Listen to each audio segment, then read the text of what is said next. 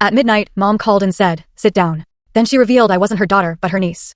Have you ever gotten a phone call that instantly makes your world tilt on its axis? Because that's exactly what happened to me when my mom dropped a bomb that shattered everything I thought I knew about my family, myself, and the woman I called Mom for my entire life. It was after 9 p.m., a time my mom never calls. Seriously, she's usually in bed by 10. So when her contact picture lit up my screen, my stomach dropped straight to my shoes. My heart hammered against my ribs as I answered, bracing myself for news of someone in the hospital, or worse. But her voice was different. Quiet, almost shaky. "Hi, sweetie. Are you alone right now?" I told her my roommate was out of town. She took this deep, shaky breath and said, "Good. I need to tell you something important, and I need you to just listen until I'm finished."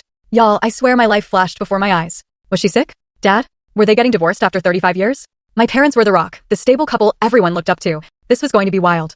She told me to sit down, and I remember curling up on the couch with my fuzzy blanket, feeling like an 8-year-old waiting for a punishment. Then she started talking about Elizabeth. Now, Elizabeth is my mom's sister. Or, I should say, was my mom's sister. I've literally never met her. She lives across the country, and they had this massive falling out before I was even born. Growing up, Elizabeth was just this whispered name, usually when my mom had a little too much wine at Christmas and got teary-eyed looking at old photos. Dad would always quickly change the subject, and we all just accepted that whatever happened was too painful to discuss. Mom told me they used to be incredibly close as kids. Shared a bedroom, braided each other's hair, passed notes about boys, the whole sister thing. But in their early 20s, Elizabeth started dating this guy named Tom. Mom just said he was trouble, that cryptic BS. After Tom, Elizabeth changed. She stopped calling, missed family gatherings. When she did show up, it was always a huge fight with my grandparents. Things got so bad that Elizabeth just disappeared for about 6 months. No calls, no letters. This was the 80s, obviously, no cell phones. As she told me all this, I was sitting there like, why the hell are you calling me at midnight to rehash ancient family drama? But I could hear it in her voice. This was building to something big, something gut-wrenching.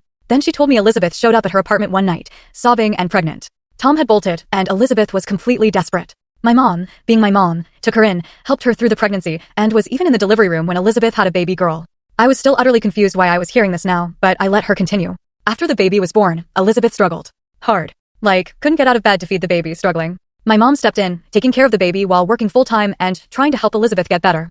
3 months later, Elizabeth suddenly, almost overnight, seemed to recover. She told my mom she'd found a great job in California and was taking the baby to start fresh. My mom was relieved, but also suspicious. She helped Elizabeth pack, bought her a bus ticket, gave her all the cash she could spare. The night before Elizabeth was, watch full story, the link attached below.